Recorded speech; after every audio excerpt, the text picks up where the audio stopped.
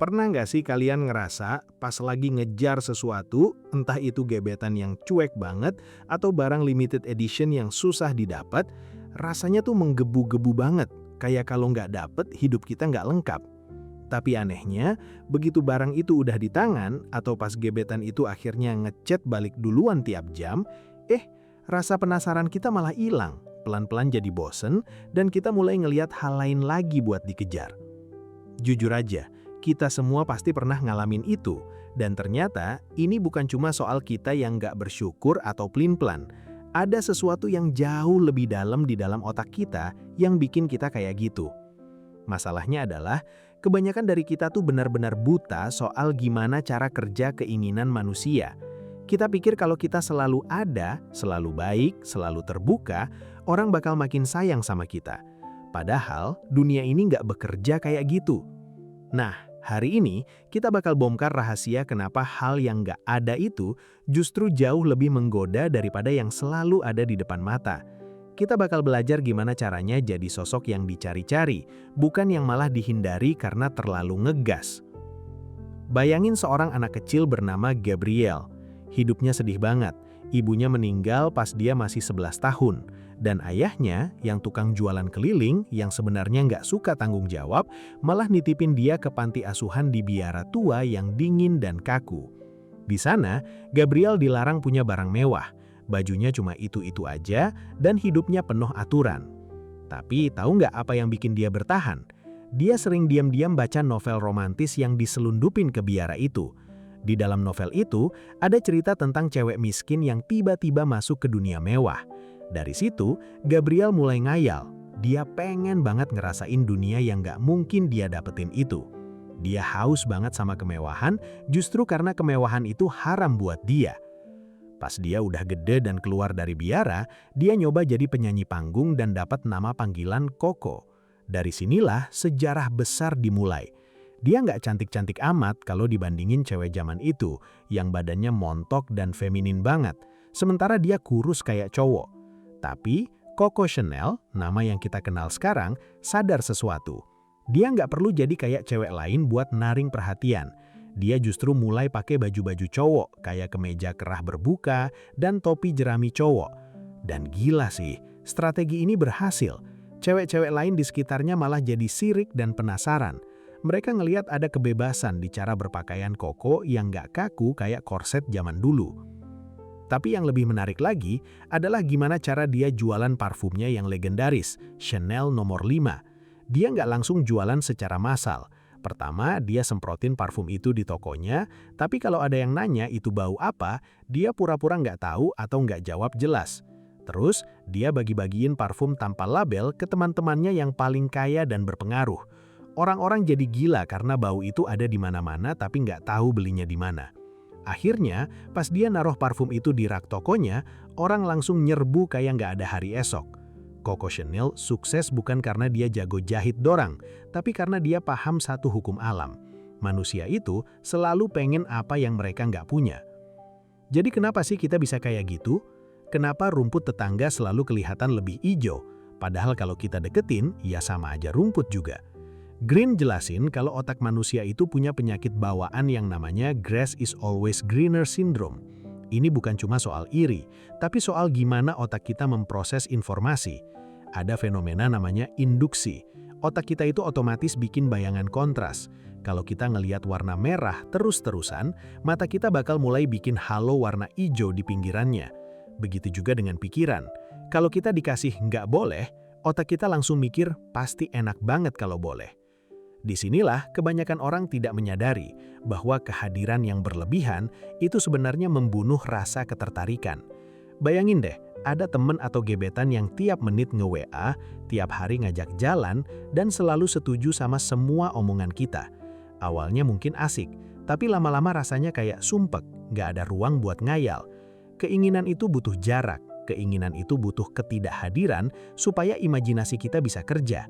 Kalau semuanya udah jelas dan ada di depan mata, otak kita berhenti kerja dan rasa bosan pun datang. Makanya, strategi pertama kalau mau jadi objek yang diinginkan adalah tahu kapan harus menghilang. Jangan terlalu gampang didapat. Di tongkrongan atau di kantor, jangan jadi orang yang selalu available buat siapa aja dan urusan apa aja. Kasih sedikit sentuhan dingin, seolah-olah kalian tuh bisa hidup oke-oke aja tanpa mereka. Ini bakal ngirim sinyal kalau nilai kalian tuh tinggi. Orang-orang bakal mulai ngejar kalian karena mereka pengen dapat pengakuan dari orang yang mahal harganya. Tapi ternyata masalahnya bukan hanya itu. Selain soal jarak, ada rahasia lain yang namanya rivalitas keinginan. Pernah nggak ngelihat barang di toko yang kayaknya biasa aja, tapi pas kalian lihat ada 3 orang lain yang lagi ngerubungin barang itu, tiba-tiba kalian ngerasa barang itu jadi berharga banget. Kita ini makhluk sosial, kita pengen apa yang orang lain pengen. Coco Chanel dulu sengaja banget bikin bajunya dipakai sama cewek-cewek paling hits dan berpengaruh di masanya.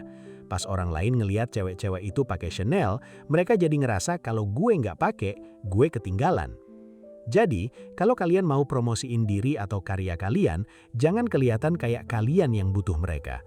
Bikin seolah-olah kalian itu udah punya fans atau banyak orang yang ngincar kalian. Di dunia modern, ini namanya social proof. Di media sosial, orang lebih tertarik sama akun yang kelihatan sibuk, banyak interaksi, dan punya dunia sendiri yang seru, daripada orang yang isinya cuma curhat minta perhatian. Keinginan orang bakal meledak kalau mereka ngerasa ada persaingan buat dapetin kalian atau hasil karya kalian. Ada satu lagi strategi yang sebenarnya agak nakal, yaitu pakai sesuatu yang tabu atau terlarang. Manusia itu dari zaman Nabi Adam udah penasaran sama buah yang dilarang dimakan. Kita semua ngerasa hidup kita ini terlalu diatur sama aturan, norma, dan etika. Secara nggak sadar, kita semua pengen sedikit memberontak. Makanya, sosok yang kelihatan sedikit misterius, punya sisi sedikit gelap, atau berani ngelawan arus, itu selalu punya daya tarik yang ultramagnetis. Yang lebih menarik lagi adalah gimana kita bisa pakai konsep voyeurism atau rasa pengen tahu urusan orang lain. Orang itu suka banget ngintip apa yang sebenarnya terjadi di balik pintu tertutup. Kalau kalian bisa kasih kesan kalau kalian punya rahasia, atau karya kalian itu ngasih akses ke dunia yang nggak semua orang tahu, orang bakal nempel terus kayak perangko. Jangan ceritain semua hal tentang hidup kalian, biarkan ada bagian yang nggak terjawab supaya mereka yang nyari tahu sendiri. Tapi jujur nih ya, sebenarnya ada jebakan di balik semua ini kalau kita nggak hati-hati. Green ngasih kita peringatan yang dalam banget di akhir bagian ini. Dia bilang, rasa nggak puas kita yang terus-terusan ini sebenarnya bisa jadi energi positif kalau kita arahin buat belajar hal baru atau nggak cepet puas sama pencapaian kita. Tapi kalau nggak dikontrol, kita bakal jadi orang yang frustrasi seumur hidup. Pindah kerjaan terus karena bosen, gonta-ganti pasangan terus karena ngerasa ada yang lebih baik di luar sana, dan akhirnya mati dalam keadaan kosong karena nggak pernah benar-benar menikmati apa yang udah ada. Coba deh kalian pikirin, berapa banyak waktu yang kita buang buat ngayalin hidup orang lain yang kelihatan sempurna di Instagram. Padahal, kalau kita masuk ke rumah mereka, mungkin isinya berantem terus atau penuh cicilan yang bikin pusing. Kita sering banget lari dari kenyataan kita sendiri, karena kita pikir kenyataan itu ngebosenin. Padahal, Green bilang, keinginan paling tinggi yang harus kita punya adalah keinginan buat punya hubungan yang lebih dalam sama reality. Bayangin kalau energi yang kita pakai buat ngejar hal-hal semu itu, kita pakai buat ngenal lebih dalam sama orang-orang di sekitar kita sekarang. Buat benar-benar ahli di kerjaan yang lagi kita pegang, buat paham diri kita sendiri yang sebenarnya punya banyak sisi misterius yang belum kita bongkar. Itu jauh lebih memuaskan daripada terus-terusan ngejar bayangan yang bakal hilang pas kita deketin. Jadi, kuncinya bukan berhenti menginginkan sesuatu, tapi sadar kapan kita lagi dimainin sama ilusi otak kita sendiri. Tahu kapan harus narik diri supaya orang menghargai keberadaan kita, tapi juga tahu kapan harus berhenti ngejar rumput ijo yang sebenarnya cuma tipuan mata. Tapi nih ya, meskipun kita udah paham gimana cara bikin orang pengen sama kita dengan cara mainin jarak dan misteri, ada satu masalah besar yang sering banget bikin semua rencana hebat kita berantakan. Masalahnya, kita sering banget terjebak sama apa yang ada di depan mata doang. Kita gampang banget panik kalau ada masalah sekarang, atau gampang banget seneng berlebihan kalau dapat rezeki dadakan, tanpa mikir dampaknya sebulan atau setahun ke depan. Kita sering kayak orang yang jalan di tengah hutan lebat. Kita cuma bisa ngelihat pohon yang ada di depan hidung kita, tapi kita nggak tahu kalau sebenarnya kita lagi jalan menuju jurang. Nah, gimana kalau ternyata ada cara buat kita terbang ke atas hutan itu supaya bisa ngelihat segala sesuatu dari perspektif yang lebih luas dan tahu persis kemana kita harus melangkah tanpa harus nyasar? Ternyata, kemampuan buat naik ke atas dan ngeliat segala sesuatu dari perspektif yang lebih luas itu adalah kunci sebenarnya biar kita nggak cuma jadi pion dalam permainan hidup orang lain. Tapi, gimana caranya biar kita nggak gampang rabun jauh secara mental di dunia yang serba cepat ini? Kayaknya kita harus bahas itu di sesi berikutnya, tentang gimana cara naikin sudut pandang kita biar nggak gampang kejebak situasi. Pernah nggak sih kalian ngerasa kayak dunia mau kiamat cuma gara-gara masalah sepele hari ini? Misalnya nih, gebetan nggak bales chat, atau ada berita viral di medsos yang bikin kita langsung emosi, marah-marah di kolom komentar. Atau tiba-tiba panik dapat info kalau ekonomi bakal hancur bulan depan. Kita semua pasti pernah kejebak di sini dan saat ini sampai lupa kalau hidup itu panjang. Kita gampang banget keseret sama arus emosi sesaat, kayak orang yang lagi jalan di kabut tebel cuma bisa lihat apa yang ada di depan hidung kita doang. Masalahnya, sifat rabun jauh ini sebenarnya adalah bawaan dari bagian hewan dalam diri kita yang emang didesain buat bertahan hidup dari ancaman yang kelihatan mata aja. Tapi di dunia modern yang super kompleks ini, sifat itu justru sering banget bikin kita ngambil keputusan yang salah, yang ujung-ujungnya malah ngerugiin kita bertahun-tahun ke depan. Biar lu dapat gambaran seberapa gila sifat manusia ini kalau dibiarin, gue mau cerita soal satu kejadian nyata yang bikin satu negara jadi gila bareng-bareng. Bayangin, tahun 1719, ada orang Inggris namanya John Blunt. Si Blunt ini ambisius banget. Dia pengen jadi orang paling kaya dan berpengaruh di London. Dia lihat di Prancis lagi ada tren saham perusahaan Mississippi yang bikin orang tiba-tiba jadi miliarder mendadak. Karena sirik dan haus harta, Blunt bikin skema lewat perusahaannya sendiri, South Sea Company. Cara mainnya aneh banget kalau dipikir sekarang. Perusahaannya Blunt ini mau ngambil alih semua utang pemerintah Inggris, terus utang itu dijual ke masyarakat dalam bentuk saham. Logikanya kacau kan? Gimana bisa utang diubah jadi kekayaan? Tapi karena Blunt pinter banget ngomong dan bikin janji-janji manis soal harta karun di Amerika Selatan, orang-orang Inggris mulai kena demam pengen kaya cepat. Gila sih, efeknya luar biasa banget. Semua orang, mulai dari petani, seniman, sampai pelayan, semuanya lari ke London buat beli saham South Sea. Bahkan orang sejenius Isaac Newton pun ikutan naruh duitnya di sana. Harga sahamnya naik terus, gila-gilaan, dari 100 pound sterling sampai lewat 1000 pound sterling. Orang-orang jadi sombong, pamer kekayaan baru, beli kereta mewah, padahal itu semua cuma kekayaan di atas kertas doang. Tapi disinilah kebanyakan orang tidak menyadarinya, bahwa kesuksesan yang nggak ada dasarnya itu ibarat balon yang lagi ditiup terus-terusan. Blunt makin panik karena dia tahu perusahaannya nggak punya aset nyata buat bagi dividen gede. Akhirnya, begitu kepercayaan orang mulai goyah, semuanya langsung runtuh seketika. Orang-orang yang tadinya merasa paling kaya sedunia, besoknya langsung jatuh miskin, nangis-nangis di jalan. Bahkan ada yang pengen bunuh Blunt. Kenapa orang pinter kayak Newton bisa sebego itu? Jawabannya, karena dia kehilangan perspektif. Dia cuma lihat teman-temannya makin kaya hari ini, dan dia takut ketinggalan momen. Dia lupa lihat konsekuensi jangka panjangnya. Kayak yang dibilang Newton sendiri, dia bisa ngitung pergerakan benda langit, tapi dia nggak bisa ngitung kegilaan manusia. Robert Greene jelasin kalau otak kita emang punya kelemahan ini. Kita itu kayak orang yang berdiri di kaki gunung, terus dikelilingi hutan lebat. Kita cuma bisa lihat pohon yang ada di depan mata kita doang. Kalau kita mau pintar, kita harus belajar naik ke atas gunung itu supaya bisa lihat seluruh pemandangan secara luas, atau yang dia sebut sebagai far-sighted perspective. Tapi, ternyata masalahnya bukan hanya itu. Greene ngasih tahu ada 4 tanda kalau kita lagi rabun jauh secara mental, dan gue yakin banget, lu pasti sering ngerasain ini di kehidupan lu. Tanda pertama namanya konsekuensi yang tidak disengaja. Ini sering terjadi kalau kita buru-buru nyari solusi instan buat satu masalah, tanpa mikir panjang. Pernah dengar Cobra Effect? Dulu di India, pemerintah mau ngurangin jumlah ular kobra. Jadi mereka ngasih hadiah buat siapa aja yang bawa bangkai kobra. Bukannya ularnya habis, orang-orang malah pada ternak kobra biar dapat duit terus. Akhirnya, pas programnya dihentiin, ular-ular itu dilepas ke jalanan dan jumlah kobra malah jadi berkali-kali lipat lebih banyak. Di hidup kita, ini kayak kalau kita ngelarang anak remaja kita macam-macam dengan aturan super ketat. Dia malah jadi makin berontak dan jago bohong. Kita pikir solusinya A, tapi karena kita nggak lihat konteksnya, hasilnya malah jadi makin parah. Kita sering lupa kalau dunia ini sistem yang saling terhubung, bukan cuma A pasti jadi B.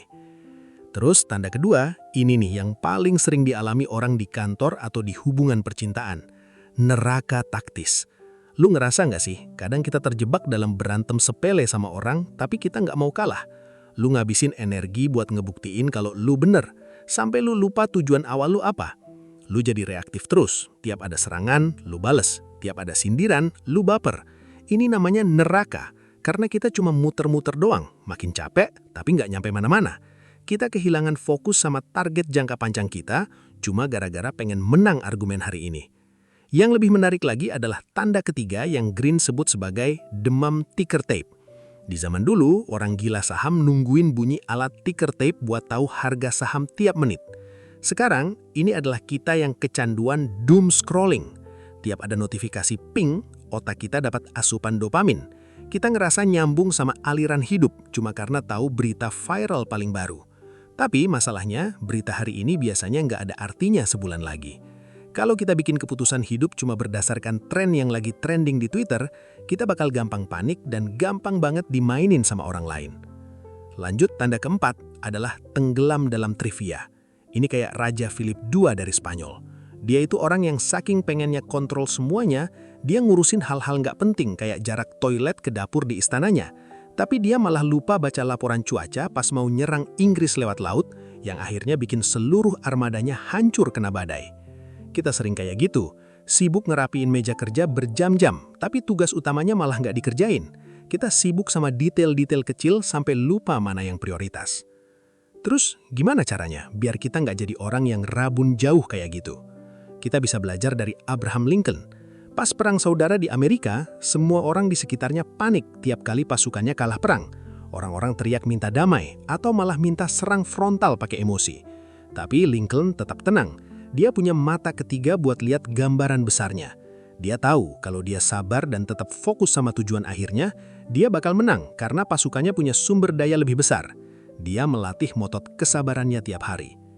Lu harus sadar, waktu itu guru yang paling jujur. Apa yang kelihatan gawat banget hari ini, biasanya bakal kerasa sepele kalau kita lihat setahun lagi. Jadi, tiap lu dapat masalah atau dapat kesempatan yang kelihatannya menggiurkan banget, coba deh ambil jarak dulu. Jangan langsung bereaksi. Kasih waktu sehari atau 2 hari biar emosi lu turun. Begitu lu tenang, lu bakal bisa lihat jalur yang sebenarnya, bukan cuma bayangan yang diciptakan oleh ketakutan atau keserakahan lu. Punya sudut pandang yang luas itu sebenarnya bikin hidup lu lebih tenang. Lu jadi nggak gampang kaget sama berita aneh-aneh. Lu jadi punya rencana jangka panjang yang jelas, bukan cuma sekedar mimpi, tapi target nyata. Lu bakal sadar kalau karakter lu, masa lalu lu, itu semua saling nyambung dan bikin lu jadi orang yang unik sekarang. Lu nggak lagi jadi budak dari emosi orang lain atau tren zaman. Tapi nih, yang lebih seru adalah, meskipun lu udah pinter ngelihat masa depan dan punya sudut pandang luas, lu bakal tetap mentok kalau lu nggak bisa ngajak orang lain buat ikut rencana lu. Pasti kalian pernah kan ngerasa udah punya ide paling benar, paling visioner. Tapi pas diomongin ke temen atau bos, mereka malah nolak mentah-mentah. Mereka malah jadi defensif dan makin keras kepala sama pendapat mereka sendiri. Ternyata masalahnya bukan di ide lu yang salah, tapi ada satu hukum alam soal gimana cara ego manusia itu bekerja kayak benteng pertahanan yang nggak bisa ditembus pakai logika doang. Gimana kalau sebenarnya ada cara buat melunakan orang yang paling keras kepala sekalipun tanpa mereka sadar kalau mereka lagi lustir? Rahasianya ternyata bukan dengan cara mendebat mereka, tapi dengan cara masuk ke dalam cara mereka memandang diri mereka sendiri. Kayaknya kita harus bahas gimana teknik melunakkan orang ini biar rencana besar lu nggak terus-terusan diganjal sama orang lain. Karena dunia ini emang tempatnya orang-orang yang penuh pertahanan diri. Lu pernah nggak sih lagi semangat-semangatnya punya ide gila yang menurut lu jenius banget, terus pas lu ceritain ke bos, temen, atau pasangan, mereka malah langsung nolak mentah-mentah. Padahal lu ngerasa niat lu tuh baik banget, tapi kok makin lu jelasin, makin lu ngegas, orang itu malah makin keras kepala, makin defensif, dan akhirnya kalian malah berantem nggak jelas. Rasanya tuh kayak lu lagi nabrak tembok beton yang gak bakal bisa roboh cuma pakai kata-kata logika doang. Karena ternyata di balik tembok itu ada ego yang lagi jagain pertahanannya mati-matian. Gue mau kasih tahu lu satu rahasia besar dari Robert Greene. Manusia itu makhluk yang sangat protektif sama apa yang dia sebut sebagai self-opinion atau pendapat tentang diri mereka sendiri. Masalahnya adalah kebanyakan dari kita tuh benar-benar buta soal cara kerja pertahanan mental manusia. Karena kita pikir kalau kita benar, orang otomatis bakal setuju. Padahal dunia nggak bekerja sesederhana itu. Nah, hari ini kita bakal belajar teknik melunakan orang yang paling keras kepala sekalipun biar mereka justru pengen bantu kita atas kemauan mereka sendiri, tanpa mereka sadar kalau sebenarnya mereka lagi kita setir pelan-pelan. Bayangin ada anak muda ambisius namanya Lyndon B. Johnson yang nantinya bakal jadi Presiden Amerika Serikat. Pas dia baru masuk Senat tahun 1948, dia tuh orangnya berisik banget, suka maksa, dan pengennya serba cepat. Suatu hari, dia datang ke senator senior yang disegani namanya Tom Connally cuma buat minta kursi di komite yang elit. Connally yang udah jauh lebih tua ngerasa anak ingusan ini nggak tahu tata krama, dan bukannya dikasih jabatan elit, si Johnson malah diremehin abis-abisan dan cuma ditawarin komite pertanian yang nggak ada harganya di mata senator lain. Tapi lu tahu nggak apa yang dilakuin Johnson setelah dapat tamparan mental kayak gitu? Dia nggak bikin drama atau marah-marah di depan umum, tapi dia benar-benar ngerubah total strateginya menjadi orang yang paling sabar sedunia. Johnson mulai akting jadi murid yang paling sopan dan rendah hati. Bahkan dia rela nunggu berjam-jam di depan kantor senator senior tanpa ngeluh sedikit pun. Pas udah di dalam ruangan, dia nggak bakal banyak omong. Dia cuma bakal dengerin jawaban mereka dengan fokus yang luar biasa, kayak anak kecil yang lagi dengerin dongeng, sampai matanya tuh bener-bener nempel ke mata si senator itu. Gila sih, efeknya luar biasa banget, karena senator-senator tua ini ngerasa dihargai banget egonya, dan ngerasa diri mereka tuh guru besar yang pinter banget. Padahal sebenarnya mereka lagi dimakan mentah-mentah sama pesona si Johnson. Tapi yang lebih menarik lagi adalah Johnson bahkan sampai nyari sosok ayah di Senat, yaitu Richard Russell, orang paling berkuasa di sana yang aslinya tuh tertutup banget dan gila kerja. Johnson mulai nyamperin dia tiap hari, pura-pura suka nonton baseball, padahal dia bener-bener nggak peduli sama olahraga itu, cuma biar bisa nemenin si Russell ini. Hasilnya, dia dapat posisi penting bukan karena dia minta-minta, tapi karena si Russell ini ngerasa Johnson itu murid setianya dia yang harus dibantu. Disinilah kebanyakan orang tidak menyadarinya, bahwa cara terbaik buat menangin hati orang itu bukan dengan berdebat, tapi dengan membuat orang itu ngerasa diri mereka lebih pinter dan lebih hebat daripada kita. Greene jelasin kalau tiap manusia tuh punya penyakit bawaan yang namanya bias pertahanan diri. Kita semua punya 3 keyakinan dasar tentang diri kita yang gak boleh banget diganggu-gugat sama siapapun. Pertama, kita ngerasa otonom, alias kita lakuin sesuatu atas kemauan kita sendiri. Kedua, kita ngerasa kita itu pinter dalam cara kita sendiri. Dan ketiga, kita ngerasa kita itu orang yang baik, moralis, dan punya niat mulia. Begitu lu nyerang salah satu ini, kayak bilang lu tuh salah atau lu tuh egois, orang itu bakal nutup diri rapat-rapat dan gak bakal mau dengerin lu lagi selamanya. Tapi ternyata masalahnya bukan hanya soal apa yang lu omongin, tapi gimana lu masuk ke dunianya mereka. Greene ngajarin satu teknik gila namanya mental judo. Pernah dengar cerita klasik soal Tom Sawyer yang dihukum tantenya buat ngecat pagar pas hari Sabtu? Teman-temannya datang buat ngejek dia, tapi Tom malah akting kayak ngecat pagar itu tugas yang spesial banget, tugas elit yang gak semua orang bisa lakuin. Akhirnya bukannya diejek, teman-temannya malah bayar Tom pakai apel dan mainan cuma biar mereka dibolehin ngerjain hukuman si Tom. Di sini Tom gak maksa mereka, dia cuma ngerubah persepsi mereka biar mereka ngerasa milih buat bantu dia karena tugas itu kelihatan keren. Ada satu lagi strategi yang sebenarnya agak nakal, yaitu pakai emosi orang lain buat ngarahin mereka. Bayangin ada anak remaja bandel yang dilarang sekolah karena jual obat-obatan. Ibunya, atas saran terapis, bukannya nyuruh anaknya tobat, malah bilang, tahu nggak, kepala sekolahmu sebenarnya senang kamu nggak sekolah, karena dia pikir kamu bakal gagal kalau belajar sendiri di rumah. Mending kamu jangan rajin-rajin aja, biar dia makin senang karena dia bener. Si anak yang pengen balas dendam sama kepala sekolah langsung belajar mati-matian cuma buat ngebuktiin kalau si kepala sekolah itu salah. Di sini kita nggak ngelawan emosinya yang marah, tapi kita salurin emosinya ke arah yang produktif dengan cara ngikutin alur pikirannya dia. Yang lebih menarik lagi adalah gimana kita bisa pakai konsep voyeurisme mental dengan jadi pendengar yang mendalam. Di zaman sekarang yang isinya orang pamer di media sosial, semua orang tuh sebenarnya haus banget pengen bener-bener didengerin. Kita seringnya kalau dengar orang ngomong, otak kita cuma sibuk nunggu giliran buat ngomong balik atau malah ngayal hal lain. Tapi Green bilang kalau lu bisa bener-bener dengerin, perhatiin bahasa tubuh mereka, dan lu ulang omongan mereka pakai gaya lu sendiri, mereka bakal ngerasa divalidasi dan sangat dihargai. Begitu mereka udah kenyang divalidasi, pertahanan mereka bakal runtuh dan lu bisa dengan gampang masukin ide-ide lu ke dalam pikiran mereka tanpa mereka ngerasa dipaksa. Satu hal lagi yang penting, lu harus belajar buat muji orang di bagian yang mereka sendiri ngerasa nggak aman atau insecure. Kalau lu muji orang yang udah jelas pinter karena dia pinter, itu sih biasa aja dan mungkin nggak ngaruh. Tapi coba puji orang yang ngerasa dirinya kurang berbuat baik soal usahanya dia buat ngebantu orang lain, atau puji kerja kerasnya dia, bukan bakat alaminya. Orang itu bakal jauh lebih seneng ngerasa mereka dapat sesuatu karena usaha mereka sendiri. Pujian yang tepat sasaran di titik insecure mereka bakal bikin benteng pertahanan paling kaku sekalipun jadi melunak kayak lilin kena api. Tapi lu juga harus hati-hati, jangan sampai lu malah kelihatan sombong atau ngerasa lebih suci daripada mereka. Green ngingetin kalau kita sendiri sebenarnya punya sifat kaku dan sering ngerasa paling benar sendiri. Jadi strategi melunakkan orang lain ini sebenarnya juga harus lu pakai buat ngaca ke diri sendiri. Lu harus berani bilang, gue mungkin salah, atau gue nggak tahu banyak soal ini, kayak gaya Socrates yang ngerasa dirinya paling bijak cuma karena dia sadar kalau dia tuh sebenarnya nggak tahu apa-apa.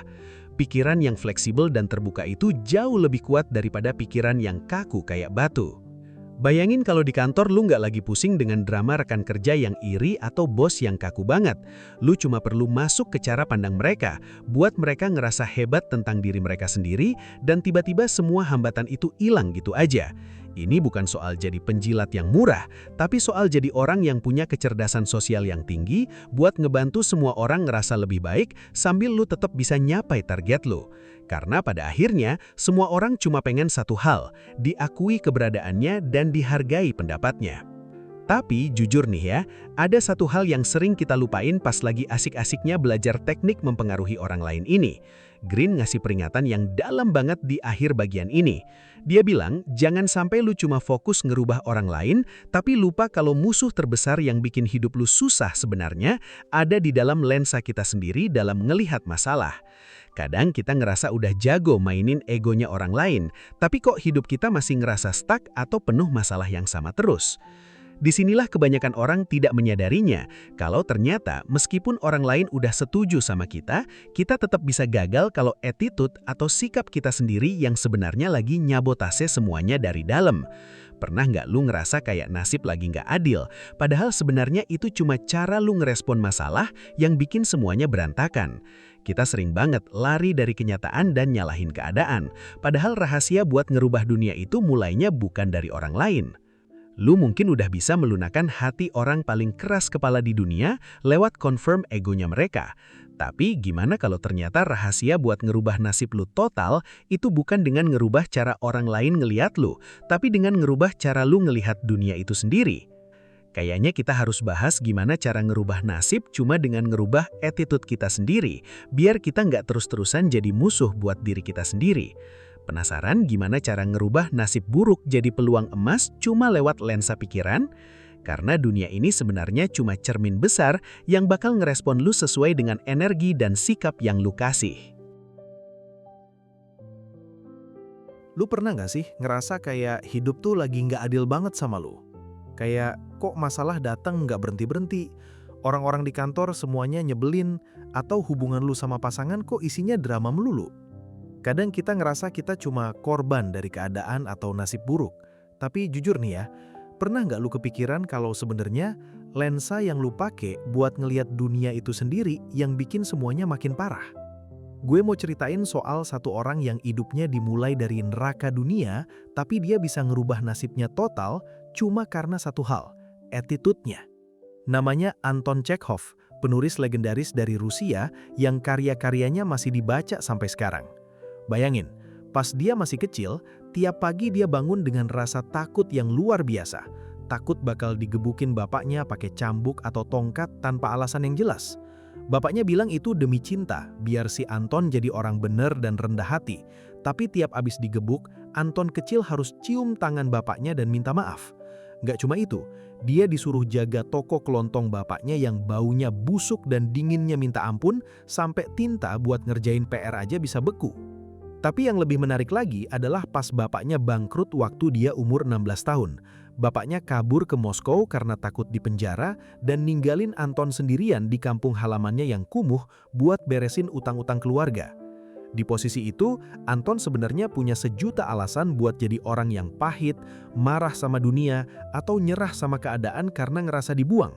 Tapi disinilah kebanyakan orang tidak menyadarinya.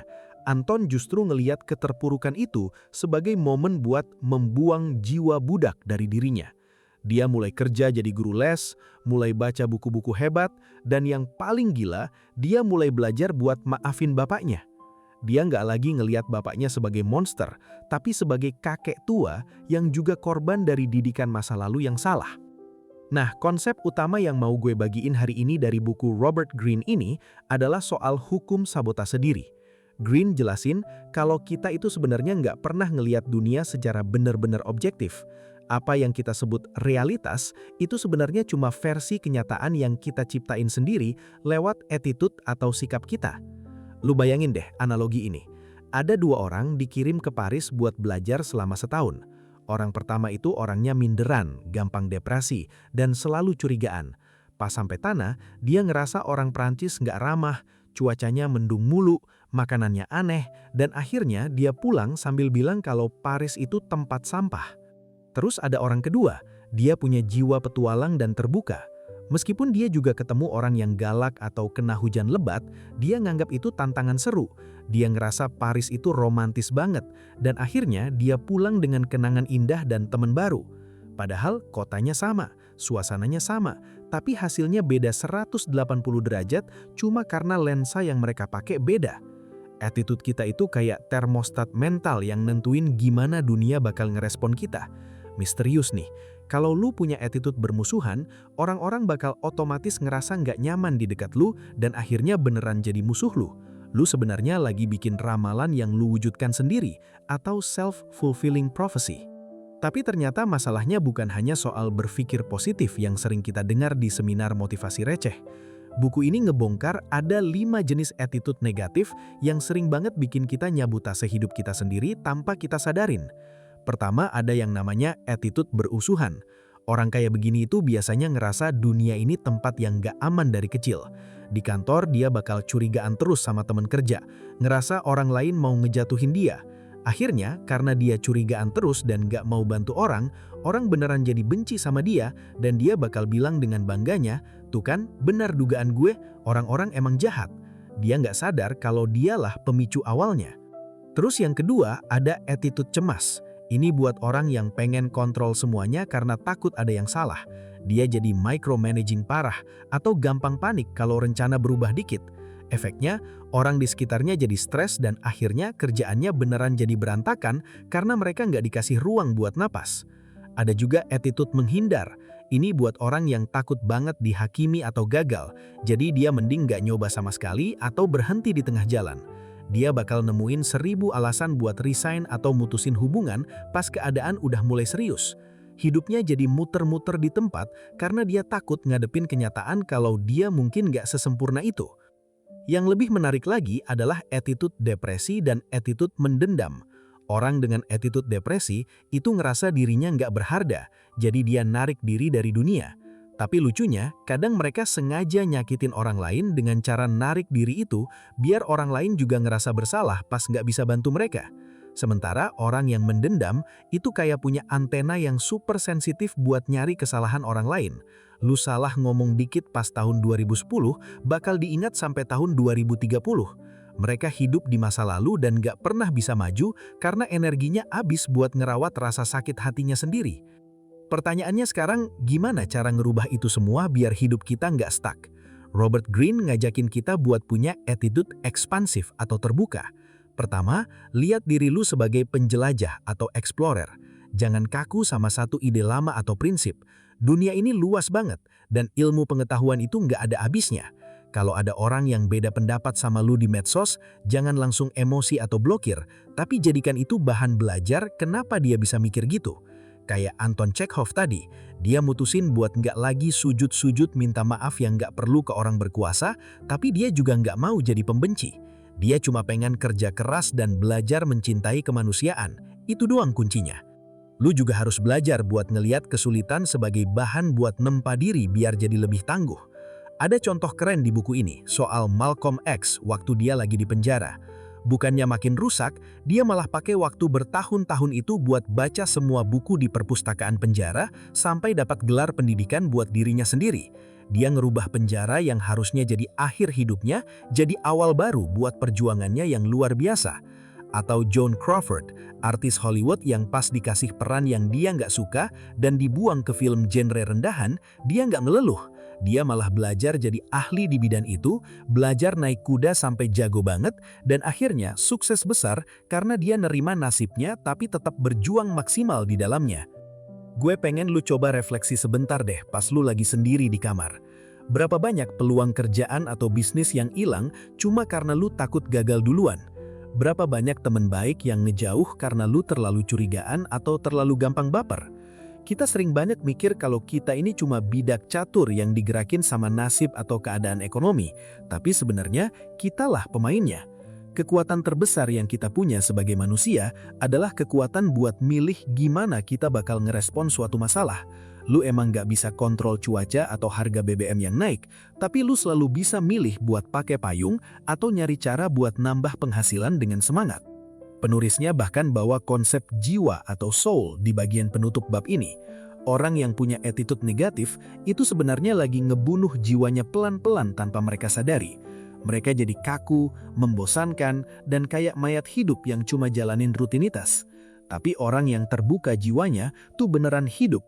Mereka punya rasa ingin tahu yang gak habis-habis kayak anak kecil yang baru nemu mainan baru. Mereka nggak nyalahin orang lain atas kegagalan mereka, tapi mereka ngeliat apa yang bisa mereka lakuin beda buat besok. Ini bukan soal jadi orang suhi yang nggak pernah marah, tapi soal jadi manusia seutuhnya yang punya kontrol atas reaksinya sendiri. Jadi mulai sekarang, coba deh lu audit isi kepala lu tiap malam. Pas lu lagi kejebak macet atau pas lu dimarahin bos, apa suara pertama yang muncul di pikiran lu? Wah, sialan banget hari ini, amsyong banget. Atau lu bisa bilang, oke, ini emang nyebelin dan macet parah, tapi apa yang bisa gue dapat dari sini? Mungkin gue bisa dengerin audiobook atau podcast bahasin buku ini biar makin pintar. Perubahan kecil di pola pikir kayak gitu yang bakal nentuin apakah hidup lu bakal penuh sama sabotase diri atau malah penuh sama peluang-peluang baru yang tadinya nggak kelihatan. Tapi nih ya, meskipun kita udah usaha punya attitude positif dan terbuka kayak yang gue ceritain tadi, ada satu hal lagi yang sering banget kita lupain, dan ini bahaya banget. Kadang kita ngerasa udah jadi orang baik, sabar, dan positif, tapi kok tetap aja ada rasa nggak enak, rasa pengen marah, atau pikiran kotor yang muncul dari dalam diri kita. Kayak ada sisi gelap yang kita sembunyiin rapat-rapat dari orang lain, bahkan kita coba bohongin diri kita sendiri kalau sisi itu nggak ada. Kita pura-pura ramah banget di depan teman, tapi di dalam hati sebenarnya kita pengen maki-maki mereka. Kita pura-pura nggak ambisius, tapi sebenarnya kita haus banget sama pujian dan pengen berkuasa. Disinilah kebanyakan orang tidak menyadarinya, bahwa semakin kita nyoba jadi malaikat yang sempurna, sisi gelap itu bakal makin kuat tekanannya di dalam jiwa dan bisa meledak kapan aja lewat perilaku yang aneh dan merusak. Richard Nixon contohnya, Presiden Amerika yang kelihatannya tangguh dan hebat banget, tapi ternyata punya paranoia dan dendam yang luar biasa di sisi gelapnya, sampai akhirnya dia hancur sendiri gara-gara rahasianya terbongkar. Pertanyaannya, rahasia buat jadi manusia yang seutuhnya, itu bukan cuma soal ngerubah attitude jadi positif aja, tapi juga soal gimana caranya kita berani jujur ngelihat sisi gelap kita sendiri tanpa merasa takut, biar kita nggak terus-terusan jadi orang yang munafik tanpa sadar dan capek mental sendiri. Lu penasaran nggak gimana caranya ngadepin monster di dalam diri kita itu biar dia malah jadi sumber kekuatan kreatif? Kayaknya kita harus bahas itu di sesi berikutnya, tentang gimana cara konfrontasi sisi gelap kita biar hidup kita jadi lebih enteng dan autentik. Karena nggak ada yang lebih berbahaya daripada sesuatu yang lu sembunyiin terlalu lama di dalam bayangan. Lu pernah nggak sih punya temen atau mungkin atasan di kantor yang kelihatannya tuh malaikat banget, bicaranya halus, sopan luar biasa, dan selalu dukung gerakan sosial paling benar sedunia? Tapi tiba-tiba, lu dengar kabar dia kesangkut skandal yang memuakan, atau mungkin lu sendiri yang lihat dia meledak marah besar cuma gara-gara masalah sepele yang nggak masuk akal. Pas itu terjadi, lu pasti mikir, kok bisa ya orang sesempurna itu punya sisi yang jahat banget? Itu beneran dia atau bukan sih? Masalahnya sob, kita sering banget kejebak sama penampilan luar orang. Padahal, Robert Greene dalam bukunya ngebongkar satu kenyataan yang pahit tapi penting. Manusia itu jarang banget jadi diri mereka yang sebenarnya di depan umum. Di balik topeng ramah itu, setiap dari kita, termasuk gue dan lu, pasti punya sisi gelap tersembunyi yang namanya shadow atau bayangan. Nah, hari ini kita bakal belajar gimana caranya konfrontasi sama sisi gelap itu biar hidup kita nggak berakhir berantakan. Biar lu dapat gambaran seberapa ngerinya kalau sisi gelap ini diumpetin terlalu lama, gue mau ceritain soal Richard Nixon, mantan presiden Amerika yang ambisinya selangit. Sejak muda, Nixon ini orang susah yang kerja gila-gilaan sampai dijulukin Iron Butt karena nggak pernah istirahat demi dapat beasiswa. Pas jadi presiden, dia pengen banget dikenal sebagai sosok RN, pemimpin dunia yang bijaksana, maskulin, dan cinta damai kayak ajaran ibunya yang seorang Quaker. Tapi, lu tahu nggak apa yang dia lakuin di balik pintu tertutup Gedung Putih? Di balik citra pemimpin ideal itu, Nixon ternyata nyimpen rasa cemas, dendam lama sama elit politik, dan paranoia yang luar biasa parah. Dia sampai nekat masang alat perekam rahasia di seluruh kantornya buat ngintip omongan stafnya sendiri karena dia nggak percaya sama siapapun. Pas skandal Watergate meledak dan rekaman itu dibuka, publik shock berat. Ternyata sosok presiden yang mereka pikir sopan itu kalau lagi ngomong sama stafnya, isinya cuma makian kasar, rencana jahat buat ngerusak musuh, dan paranoia yang nggak masuk akal. Greene jelasin kalau Nixon itu contoh nyata dari dua kepribadian dalam satu orang karena dia terlalu keras menekan bayangan di dalam dirinya. Tapi pertanyaannya, kenapa sih kita semua bisa punya shadow atau sisi gelap kayak gitu? Ternyata akarnya ada di masa kecil kita sob. Waktu masih bayi, kita itu makhluk yang penuh energi, egois, dan gak kenal aturan. Kalau kita marah ya kita teriak, kalau pengen sesuatu ya kita rebut. Tapi karena kita butuh banget kasih sayang dan perlindungan orang tua buat bertahan hidup, kita mulai belajar buat menekan sifat-sifat yang gak disukai sama mereka. Orang tua kita pengen kita jadi anak manis, nurut, dan jangan nakal. Padahal energi liar itu nggak hilang gitu aja, dia cuma pindah alamat ke alam bawah sadar kita. Itulah yang namanya shadow, segala emosi dan keinginan yang menurut kita nggak pantas tapi sebenarnya tetap ada di sana, nunggu waktu yang tepat buat meledak keluar. Disinilah kebanyakan orang tidak menyadarinya, kalau di dunia modern yang penuh sama media sosial sekarang, tekanan buat jadi sempurna itu makin gila. Kita dipaksa buat selalu punya pendapat yang benar dan terlihat prososial, yang akhirnya bikin sisi gelap kita tertekan makin dalam. Greene ngasih peringatan lewat analogi cerita Dr. Jekyll dan Mr. Hyde.